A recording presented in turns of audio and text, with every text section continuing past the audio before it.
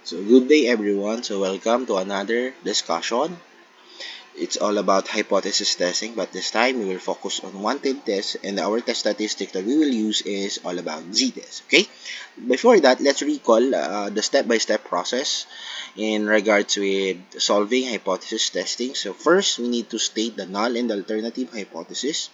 Second, we need to choose between one-tailed or two-tailed. Third, we need to choose between t-test or z-test. Number 4, find the level of significance. Number 5, find the critical value. Number 6, solve for test statistic. 7, plot your test statistic in a normal curve. And number 8, you need to draw a conclusion. Okay? Without further ado, let's have the example. A researcher claimed that the average salary of a private employee is greater than 40,000 with a standard deviation of 7,500 pesos. A sample of 35 employees has a mean salary of 42,000.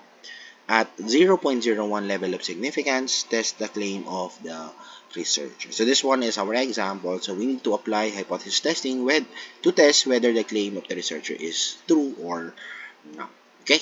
So first, again, the first step that we need to identify is we need to state the null and alternative hypothesis. Now, based on the example right here, binabanggit dito na meron ng claim agad yung researcher. So, babalikan natin yun. Ayun o. A researcher's claim that the average salary of a private employee is greater than 40,000. So, meaning, naniniwala daw yung researcher na mas malaki pa sa 40,000 yung sinasahod ng isang private employee. Okay? So, mangyayari, mas ma-identify agad natin yung HA. Alright? So, again, because HA is what we call the researcher's claim. So, kung ano man kiniklaim ng isang researcher, automatically, it will lie doon sa ating alternative hypothesis or symbolized by HA. So, that's one. Now, since na-identify natin yung researcher's claim at walang sinasabi dito yung HO, so, gagawin natin is kontrahin lang natin yung HA. So, since greater than yung ating HA, so ano mga kabaliktad ng greater than? And that would be a less than. So, very good. So, gagawin natin, yung HO natin, gagawin natin less than. But, take note that one characteristic of a null hypothesis will be equal. So, dapat lagi siyang equal. So, since tandaan natin na dapat kontrahin natin yung HA. At the same time, dapat equal din yung ating HO. So, automatically, our sign for HO will gonna be less than or equal to 40,000. And that is our null and the alternative hypothesis. So, again, our HO will be the less than in equal to 40K. And our HA will be mu is greater than 40K. Next. Choose between one-tailed or two-tailed. Again, we already did this one in the previous videos. As you can see, kung paano bang mamili between one-tailed or two-tailed, titingin lang po tayo sa symbol ng ating HA. Ayan, tingnan lang po natin ito. Ayan, so again, if the symbol is between greater than or less than, that is automatically a one-tailed test. However, kapag not equal yung ating HA, two-tailed yan. Okay? I hope malinaw na yon since nakaabot na tayo sa ganito kalayo na example. Okay? Next. We need to choose between t-test or z-test. So, ito yung sinasabi natin. Ito yung difference between the previous examples because on the previous videos, nag-focus lang tayo sa t-test. Okay? But this time, we are now focusing on z-test. So, paano natin malalaman kung z-test yung kailangan gamitin sa ating hypothesis testing? Okay. Una, kailangan natin malaman if the sigma is given. Ano ba yung sigma? Sigma means population standard deviation. So, since may word tayo na standard deviation dito, nakikita naman natin dito sa screen, ayan po yung standard deviation, ano kaya yung magiging function niya? Tandaan natin yung standard deviation, dalawang function yan, posible. So, that would be population or sample. But this time, unawain natin kung magiging population ba siya o sample. Tingnan natin ha, basahin ko ulit. A researcher claimed that average salary of a private employee is greater than 40K with a standard deviation of 7,500. Now, since nasa isang sentence, ayan ay, nalagyan natin ng bracket, nasa isang sentence, Ayan. Dito sa isang sentence na to, focus tayo sa isang sentence na to. So, mapapansin nyo, dito sa isang sentence, kasama niya yung mismong population mean. Tama ba? Yung 40K. Since kasama niya sa isang sentence yung 40K at gumagamit siya ng with, ibig sabihin with kasama, meaning yung standard deviation is magiging function is population. Okay? Because yung 40K is our population mean. So, meaning, kung nandun siya sa mismong sentence, kasama niya sa mismong sentence yung population mean, automatically, yung maging role ng standard deviation is a population standard deviation or what we call sigma. Because that is how to distinguish between t-test or z-test. Dapat po, kapag z-test, given yung population standard deviation. In this case, given siya. Because yung standard deviation, ang nagiging function is population kasi nasa isang sentence sila ng isang population mean at ng isang standard deviation. So, I hope clear yun. At another way, isa pa, sa dalawang way para malaman kung z-test or t-test, if yung sample natin is greater than 30. So, in this case, 35 siya. Ayan. Makikita natin, 35 yung ating sample. So, meaning, z-test talaga ito. Okay? Now, may mga cases naman na kahit malaki yung ating sample, nagiging t-test pa rin siya. Kasi nga, depende sa role ng standard deviation. Kaya doon tayo nag-focus kung ano bang role ng standard deviation. And we already did na alam na natin kung ano bang function ng standard deviation, which is population standard deviation. So, that would be z-test. Alright? Now, next one is level of significance. Now, in this example, hindi nyo na kailangan mag 1 minus CL kasi mismong level of significance na yung binibigay. Ito na po. Ayan. Makikita natin dito na yung mismong level of significance na po ang binibigay sa atin. No? Ayan. So, hindi na kailangang isolve ng 1 minus CL. Hindi na natin kailangan gamitan pa ng formula. So, ang gagawin na lang natin is 0.01. So, ilalagay na lang po natin. So, may mga time na ganito na talaga siya agad. So, binibigay na agad yung level of significance. Next is find the critical values. Okay. Now, remember kapag z-test, di na natin kailangan ng degrees of freedom. Tatandaan ha, pag z-test, hindi na natin kailangan ng degrees of freedom. So, ang kailangan na lang natin dito is 1. Hanapin natin kung 1-tailed or 2-tailed. So, in this case, 1-tailed siya. Next one is kailangan natin malaman kung ano yung level of significance. That will be 0.01. Okay? And we will now proceed on the table. So, as you can see, our critical value is 2.326. How? Again, dalawa lang ang kailangan natin kapag z-test. Ulit. 1-tailed ba siya or 2-tailed and the level of significance. And wala na po tayong degrees of freedom pag z-test. Bakit? Tingnan natin, punta tayo sa table and let's check kung tama yung 3.2326. Okay. Now, tingnan natin dito yung mismong table. So first, titingin tayo dun sa 1-tailed. Okay. 1-tailed siya. Ayan. Kung 1-tailed siya, hanapin din natin yung 0.01. Ulit.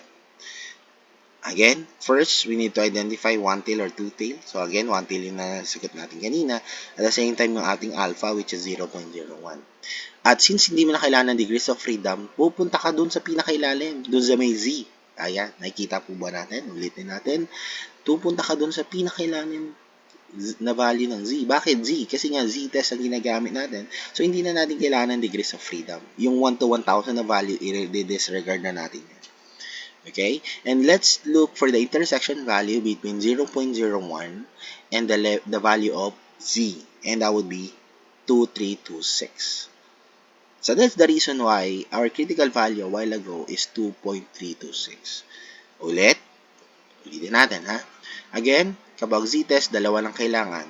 Alamin kung 1-tailed or 2-tailed. In this case, 1-tailed. Next thing that you need to do is to identify the level of significance. In this case, sabi natin 0.01 based on the example. Next is bababa ka na sa pinakababa, which is look for the z value, and that would be this. And take note, you need to find the intersection value. So that would be 2.326. And that's the reason why our critical value is 2.326. Okay? Next thing that we need to find out is we need to now compute for test statistic. So, since gagamitin natin ay z, so we will use z value or z formula. So, in this case, nanampalitan lang naman is yung sigma. Kasi, kung makikita natin sa mga previous video natin, ayan po, makikita natin sa previous video po natin is ang laging lumalabas yan ay S kasi nga sample standard deviation. So in this case, kapag Z ang ginagamit, automatic sigma naman ang magiging value dyan. Okay, so let's identify first what will be the example mean. So as you can see, the sample mean is 42,000. Ayan. Nakikita po natin dyan, 42,000 siya. Ayan po. Saan po natin nakuha yan? Ito po. The sample mean salary is 42,000 and that is X. Next is the population mean. That would be the claim of the researcher which is greater than 40K. Ayan po. Next, our sigma which is the standard deviation which is 7,500. And last but not the least, the number of N. The number of sample. In this case, that's 35 employees. So that would be this one. Okay, so first thing that we need to do, you need to solve for the square root value under your N. Again, pwede mo itong indiretso using your calculator, pero class, again, mas maganda kung dahan-dahanin nyo lang. Kung nalilito kayo, kung hindi kayo master sa paggamit ng calculator, you can at least take it slow. So, gawin nyo, pili kayo ng gusto nyo unahin, pero in my case, ay inuna ko muna yung square root value. At pwede mo na rin namang solve yung numerator in this case. So, to get the value of square root of 35, use a calculator, and that would be 5.91607978. Next thing that we need to do is subtract the numerators. So, the numerators right here is 42,040, and the result, the difference between those two is 2,000. And next thing that we need to do is deal with your denominator. So, 7,500 divided by 5.916079783, and the result is 1,267.731382. As you can see, class, hindi po ako nag-round off para kahit papano meron akong mas makuha ko po yung tamang sagot kasi pag nag-round off po tayo, tendency class, malalayo tayo sa pinakatamang sagot. Kasi nga, pag diniretso mo to sa calcu, iba ang mabibigay sa'yo pag round off ka ng round off. So, again, my advice is please do not round off until final answer na kayo. So, again, the quotient between 7.5 and 5.916 is 1,267.731382. Next thing is last, divide mo na siya from your numerator and your denominator. So, 2,000 divided by 1,267.731382, and the result is 1.57762127.6. Pero, sabi ko sa inyo, if you are now on the last step, which is rounding off, kunin nyo lang po yung dalawang decimal point o decimal number. So, in this case, our decimal number is 57. Now, titingnan nyo po yung pangatlo o yung kasunod ng pangalawa ninyo. So, ano bang kasunod ng pangalawa? 7. So, again, we have a rule. If the next digit po is from 5 to 9, we need to add 1 dun sa pangalawang decimal number natin. So, mangyari, instead of 1.57, that would be 1.58. And this one is our test statistic. So, our critical value is 2.326 and our test statistic is Z is equal to 1.58. Next thing is we need to move on to the example. The 7th step, which is we need to plot your answer in a normal curve. So, as you can see, nilagay ko na po dito. Ayan. This one is 1.58. Dito po yung 158 natin. At yung critical value natin is right here. Ito po. Approximation lang mo naman po ito. Ito yung critical value. Ngayon, bakit nandito yung critical value? Kasi nga, greater than yung claim ng ating researcher. So, therefore, hindi siya pwedeng mag-lie dito. Kasi this one is the negative part. So, again, dito tayo sa greater than part. Kasi nga, greater than siya sabi ng researcher. And, I want you to observe the test statistic, yung ating approximation value o estimated value sa test statistic and our estimated value also in the critical value. I want you to observe between those two. Now, after observing, tingnan niyo po kung tumama ba doon sa ating critical region or shaded region yung ating test statistic. Tumama ba o hindi? Hindi. So, therefore, we will now jump up to our conclusion. So, what will be our conclusion? HO will be accepted. Why? Because your test statistic is not lied on the critical region. So, meaning, hindi siya pwedeng i-reject. Alright? Because, again, katulad ng mga sinasabi ko, ang tinitest po natin dito is not the researcher claim. Because ang tinitest po natin dito is the null hypothesis. Since hindi ho tumama yung ating test statistics sa critical region, therefore, our null hypothesis will be accepted, and however, yung HA naman natin ay magiging rejected. And that's how you draw a conclusion. So, meaning, walang sapat na basihan yung researcher para masabi niya na greater than 40,000 yung average salary ng isang private employee. So, that is our lesson with regards with one-tailed test at gagamitan mo siya ng z-test. So, I hope you learn a lot for this day. And again, aralin lang mabuti. Kung nalilito, you can go back with the first step. Aralin ng mastery natin na mabuti. And para sa ganon, masagutan natin itong activity natin. So this one is the activity that you need to solve on your paper. And I hope you will get it right. Thank you so much and God bless po.